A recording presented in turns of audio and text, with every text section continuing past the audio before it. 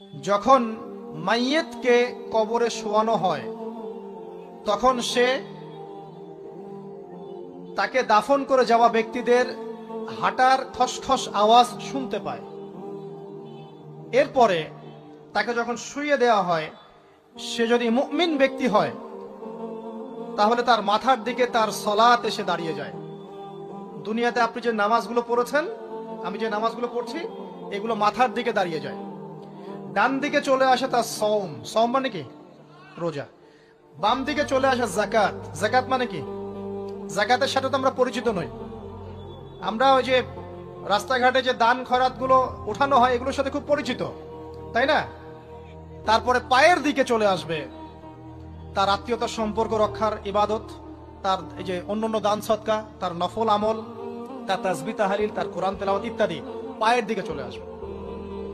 এখানে একটা হাদিস এসেছে, সূরাতুল মুলক যে ব্যক্তি রাতের বেলা তেলাওয়াত করবে, কোন সূরা ভাই? তাবারাকাল্লাযী বিয়াদিহিল মুলক ওয়া হুয়া আলা কুল্লি শাইইন কাদির।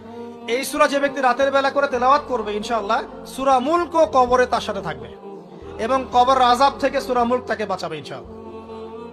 আমি বুঝাচ্ছি যে কি অবস্থাটা হবে। এবার দুজন ফেরেশতা মাথার দিক থেকে আসবেন, আসতে চাইবেন, সালাত বলবে এখান দিয়ে আসা যাবে না, এদিক দিয়ে আসা যাবে না। ডান দিক দিয়ে আসতে চাইবেন, এদিক দিয়ে আসা যাবে না। বাম দিক দিয়ে আসতে চাইবেন, যাকাত বলবে এদিক দিয়ে আসা যাবে না। পায়ের দিক দিয়ে আসতে চাইবেন, আমলগুলো বলবে এদিক দিয়ে আসা যাবে না। তখন যাই হোক তারা আসবেন। এটা তাদের এটা কথা কি? এটা কথাটা হচ্ছে যে সালাতের গুরুত্ব, মানে সে সালাত আদায় করেছে, সে আমার হক আদায় করেছে, আমি তার পক্ষে আছি, এটা পক্ষে বোঝাচ্ছে। রোজা বলবে আমি ওর পক্ষে আছি, তাকে আপনি কোনো শাস্তি দিবেন না, আমি তার পক্ষে আছি। আপনারা দুজন তাকে শাস্তি দিবেন না, আমি যাকাত তার পক্ষে আছি, এটা পক্ষে থাকার কথা। তারপরেও তারা আসবেন, চোখগুলো হবে নীল এবং কালো বর্ণ, নীলাপ চোখের, কালো। মুনকার নাকি? উঠে বসিয়ে দেওয়া হবে। এবার তিনটা প্রশ্ন। প্রথমে প্রশ্ন হচ্ছে কি, মান রব্বুক, তোমার রব কে? তখন মুমিন বান্দা বুক ফুলিয়ে বলবে রব্বি আল্লাহ, আমার রব কে।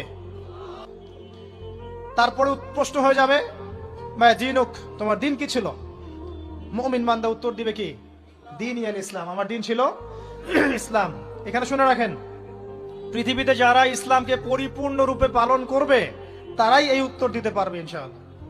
যারা ইসলামকে ঠাট্টা বিদ্রুপের হাসি তামাশার পাত্র বানিয়েছে, মন চাইলে কিছু করি, মন চাইলে কিছু করি না, সহজগুলো একটু আমল করি, বাকি কিছুর আমল ধারি না, হ্যাঁ, নামাজ পড়ি, সুদ ছাড়তে পারি না, ঠিক আছে, বছর বছর ওমরা করি, এদিকে ঘুষ দুর্নীতি ছাড়তে পারি না, ইসলামকে ঠাট্টা তামাশার পাত্র বানিয়েছে, এরা কোশ্চিন কালে উত্তর দিতে পারবে না মা দীনুক, দিনে পরিপূর্ণরূপে ইসলামে প্রবেশ করতে বলেছেন আল্লাহ রাব্বুল আলামিন। যারা পরিপূর্ণরূপে ইসলামে প্রবেশ করবে এবং ইসলামের প্রতিটা মৌলিক বিধান মেনে চলবে, ইনশাআল্লাহ তারা এর উত্তর দিতে পারবে। এরপরে আসবে তৃতীয় প্রশ্ন, নবী সাল্লাল্লাহু আলাইহি ওয়াসাল্লামকে দেখানো হবে। যখন দেখানো হবে তখন সূর্য যখন ডুবে যায়, যে দৃশ্যটা আমরা দেখতে পারি না, ওই দৃশ্যটা ভেসে উঠবে এবং মুমিন বান্দা অস্থির হয়ে যাবে, বলবে আমাকে ছেড়ে দাও, আমি নামাজ পড়বো। সুবহানাল্লাহ। তার কারণ তার কাছে মনে হবে যে আসরের ওয়াক্ত হয়ে গেছে, আসরের ওয়াক্ত হয়ে গেছে, আসরের ওয়াক্ত চলে যাচ্ছে, আমাকে নামাজ পড়তে হবে। চিন্তা করেছেন? ওই যে একটা হাদিস আছে না, যে 7 শ্রেণীর মানুষকে আল্লাহ রাব্বুল আলামিন আরশের ছায়া দিবেন। তার মধ্যে এক শ্রেণীর মানুষকে, যার অন্তর মসজিদের সাথে ঝুলে থাকে, তার মন মসজিদের সাথে ঝুলে ছিল, এই সূর্য ডুবে গেল বলে আমাকে ছেড়ে দাও, আমি নামাজ পড়তে যাব। তখন ফেরেশতারা বলবেন তোমাকে নামাজ পড়তে দেয়া হবে, তবে তার আগে তুমি এর উত্তর দাও। কি উত্তর? এই ব্যক্তির দিকে তাকাও। তখন নবী সাল্লাল্লাহু আলাইহি ওয়াসাল্লামকে দেখানো হবে, সাল্লাল্লাহু আলাইহি ওয়াসাল্লাম দরুদ পড়বেন। বলা হবে যে এই ব্যক্তির সম্পর্কে তোমার কি ধারণা? মান হাযা রাজুলু বুইসা ফীকুম, এই ব্যক্তি কে, যাকে তোমাদের কাছে পাঠানো হয়েছিল? মুমিন ব্যক্তি নির্দ্বিধায় বলে দিবে যে তিনি হচ্ছেন আমার নবী মুহাম্মদুর রাসূলুল্লাহ সাল্লাল্লাহু আলাইহি ওয়াসাল্লাম। দেখুন, পৃথিবীতে যে বা যারাই নবী সাল্লাল্লাহু আলাইহি ওয়াসাল্লামের সুন্নতের উপর আমল করবে, ইনশাআল্লাহ সে তার উত্তর দিতে পারবে। দুনিয়াতে যারা নবীর সুন্নতের 5 পয়সা পরোয়া করছে না, তার আদর্শের 5 পয়সা দাম দিচ্ছে না, তারা কোশ্চিন কালে উত্তর দিতে পারবে না। নাম হতে পারে আব্দুর রহমান, আব্দুর রহিম, নবীর সুন্নতের ধার ধারে না, তারা উত্তর দিতে পারবে না। নবীর সুন্নতের গুরুত্ব কত গভীর, এটা আমাদেরকে এখান থেকে বুঝতে হবে। তাই প্রিয় যুবক ভাইরা, মুসলিম ভাইরা, আমাদের জীবনটাকে নবীর আদর্শ এবং সুন্নতে ঢেলে সাজাতে হবে। সকাল থেকে সন্ধ্যা পর্যন্ত প্রতিটা কাজ করবো কার তরিকায়? রাসূলের তরিকা। নামাজ পড়বো তার তরিকায়, রোজা, সিয়াম, হজ, জাকাত, আমল, মুআমালাত, আখলাক সব কার তরিকায়? নবী সাল্লাল্লাহু আলাইহি ওয়াসাল্লামের তরিকা অনুযায়ী ইনশাআল্লাহ। আল্লাহ পাক তৌফিক এনায়েত করুন, আমিন। এবার ফেরেশতা দুজন জিজ্ঞাসা করবেন অবাক হয়ে যে তুমি কিভাবে এটা জানলে, তুমি কিভাবে এই তিনটা প্রশ্নের উত্তর দিতে পারলে? কারণ বেশিরভাগ মানুষ তো উত্তর দিতে পারবে না, বেশিরভাগ মানুষই এই উত্তর দিতে পারবে না। কারণ কিয়ামতের মাঠে 1999 জন মানুষ জাহান্নামে যাবে, নাউজুবিল্লাহ। তো এটা কঠিন পরীক্ষা। আল্লাহ রাসূল সাল্লাল্লাহু আলাইহি ওয়াসাল্লাম বলেছেন যে নিশ্চয়ই তোমাদেরকে এখানে পরীক্ষায় ফেলা হবে, আর তোমরা যদি এই পরীক্ষা জেনে তোমাদের মৃতদেরকে দাফন করা থেকে বিরত না থাকতে, তাহলে আমি তোমাদেরকে শুনিয়ে দিতাম কবরে কেমন পরীক্ষা হয়। মানে যদি আমরা শুনতে পারতাম যে কবরে কেমন পরীক্ষা হয়, আমরা ভয়ে আমাদের মৃতদেরকে দাফন পর্যন্ত করতাম না। এটা নবীজি বলছেন সাল্লাল্লাহু আলাইহি ওয়াসাল্লাম। তাকে জিজ্ঞাসা করা হবে যে তুমি কিভাবে জানলে এটা? বেশিরভাগ মানুষ তো পারে না উত্তর দিতে। তখন সেই ব্যক্তি বলে বসবে, সেই ব্যক্তি বলবে যে করাতু কিতাব আল্লাহ, আমি আল্লাহর কিতাব এই কোরআন পড়েছি। মুমিন বলবে আমি আল্লাহর কোরআন পড়েছি, ফাআমানতু বিহি, আমি এর উপর ঈমান এনেছিলাম, ওয়া সাদ্দাকতু, এবং সত্যায়ন করেছিলাম। সুবহানাল্লাহ।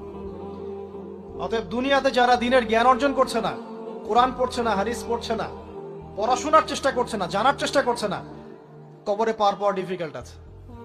এটা একটা অন্যতম প্রশ্ন। আমরা কিন্তু মনে করি তিনটা প্রশ্ন হচ্ছে, আসলে প্রশ্ন হচ্ছে কয়টা? 4টা। তিনটার পরে আরো একটা এক্সট্রা। কিভাবে জানলে?